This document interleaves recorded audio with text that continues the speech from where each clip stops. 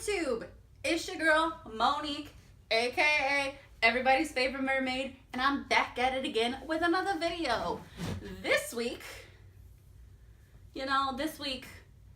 I did an inspired look. I haven't done an inspired look in a hot minute.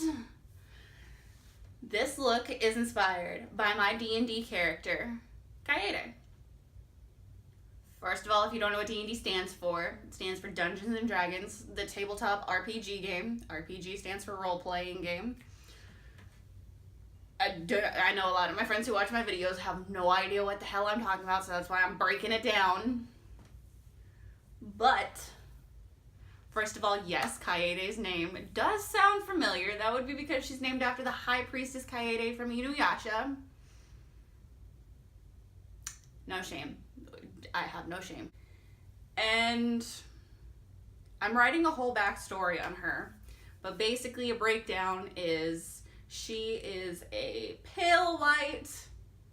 I mean, I know I'm pale, but I'm not as white as a lot of people are.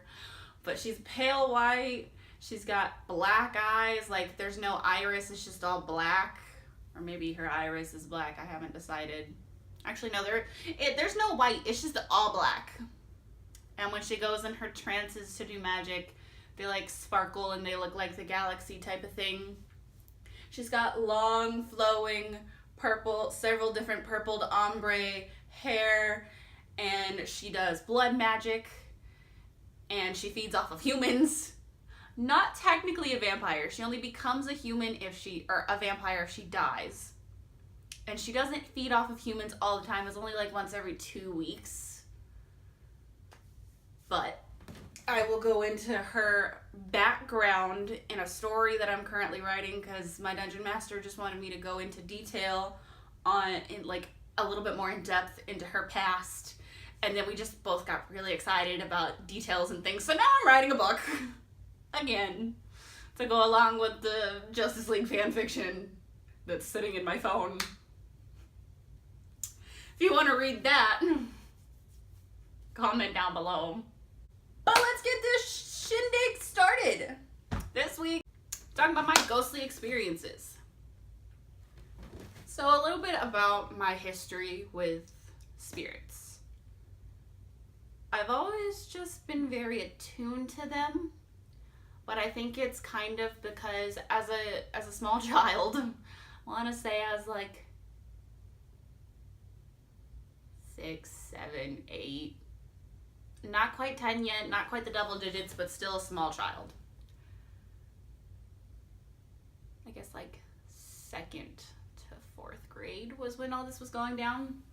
But my mom would take my sisters and I to go with like my aunt, and I have 3 other sisters. My youngest sister, who's 17 now, was like a baby, and my older sisters, they were only like barely like 13 and 14. We would go have picnics in the cemetery, and we would have like photo shoots on people's headstones. Sounds terrifying. But as a kid, I thought that was the coolest thing ever. We would like pose, we would like fake cry. There's pictures in my family albums. If I can find them, I'd love to put them in this video.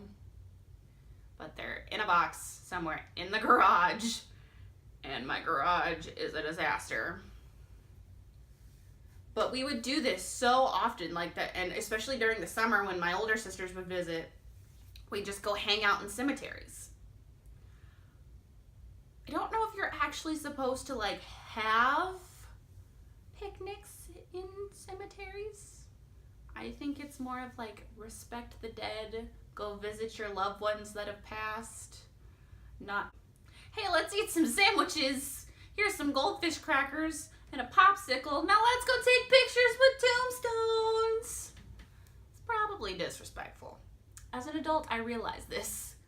As a small child whose mother just let me do whatever I wanted, I did not think about that because I was a kid. Which I think that contributes to why I'm so comfortable with the idea of spirits. Now, don't get me wrong, the idea of dying terrifies me. But the idea that they're spirits, I'm okay with. mean, I watch Supernatural, I have the anti-possession tattoo, so clearly I believe that there's something that can get in my body. But, I do believe that there's spirits, and there's a balance to things. If there's living, there's dead. If there's living energy, there's potentially dead energy. I don't know quite how that works. I'll be honest, that's a gray area for me. If there's angels, there's demons. If there's God, there's Satan. Tit for tat kind of thing. There's balance. The world needs balance. That's why things happen. Let's see, what's one of the most memorable ones?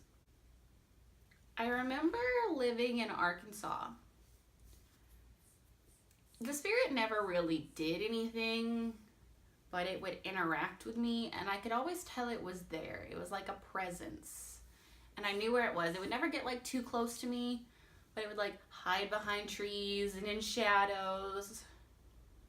I couldn't explain it, but it more so seemed scared of something. I probably sound crazy. But it seemed like it was scared of something, but it still wanted to be there for me.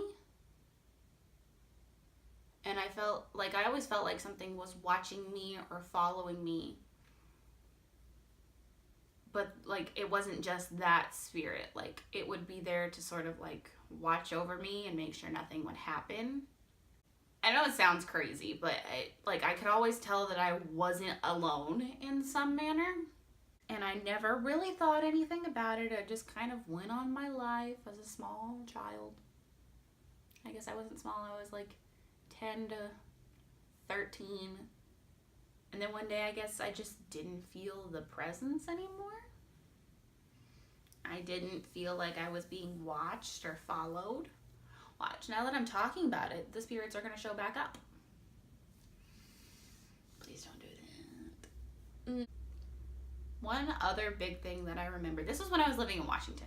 I had this boombox. I honestly don't remember how I got it, but I remembered I used to listen to like the radio and CDs just because I like to get ready to music. I've always been into like jamming and beating my face, even though I only recently got good at makeup. Or do my homework. Never been like a big fan of the quiet unless I was asleep. I cannot sleep with sound on. But I'd be like listening to the music and it would turn all the way up or turn all the way down, and I'd be like, what is going on? And then at one point it started playing like jazz music, and I was like, well, what the hell is going on? I don't even like jazz. And so I finally just got annoyed with it, and I unplugged it and I took the batteries out, and it still kept playing this jazz music, and I was like, what the fuck? And at first it kind of freaked me out, but I just kind of brushed it off. I was like, I guess it's just broken. I changed the batteries, I replugged it in, and everything seemed normal. And then it started doing it again. I kind of thought it was a ghost, and so I kind of started playing around, be like, hey, Mr. Ghost, can you not? I'm doing my homework right now. And then he'd stop. Eventually, I started to actually like jazz music, and I'd be like, that's a good song. You should turn it up. And then he'd turn it all the way up. And I'd be like, okay, I see you. And it was just kind of like a thing. I mean, it happened when I was, I think my friend Becca experienced it with me. But honestly, the scariest thing that ever happened when I lived in, because Mr. Ghost, my radio ghost, that he just seemed very playful. He didn't move to Washington, or I think he was just connected to that house, so he didn't move to Texas with me. I'm definitely convinced that my Washington house was super haunted. I always got bad energy vibes. But the most memorable from that house, it was New Year's Eve, and my dad left me and my friend Becca alone. She was taking a shower upstairs because all of our bedrooms were on the top floor. And my bedroom, or it was like right outside my bedroom was the bathroom that my sister and I shared. That doesn't matter, but Becca was taking a shower and I was downstairs, and she came downstairs in her towel and she's like, would you stop beating on the door? And I'm like, I've been down here cooking dinner the whole time. She's like, you weren't knocking on the door all night? And I was like, or the whole time, and I was like, no. We were home alone. Like, nobody was home. My younger sister was at a friend's house, and it was just me and Becca playing Call of Duty, just eating food. I made macaroni and hot dogs and sweet tea because Becca likes how I make sweet tea and macaroni and cheese. But she was freaked out. I was freaked out. Maybe her mind was just playing tricks on her. Who knows? I didn't really experience it, so I can't say for certain, but I wouldn't be surprised just because of how that house was. I have lots of other experiences, not just with ghosts, but with other different, I'm gonna sound like I'm fucking crazy. But if you want to hear more about that, because I'm just gonna wrap up this week's video. If you want to hear more about my ghostly experiences, drop a ghost emoji down below. If you want to hear more about my other paranormal experiences, whether it's my belief with werewolves or vampires or why I believe in mermaids, comment whatever related emoji would be down below, like the little blood needle for vampires, a dog emoji for werewolves, obviously the mermaid emoji for mermaids, and etc. If you like this video, be sure to give me a thumbs up, and if you really like me, be sure to click that subscribe button, and I will see all of you mer people next week.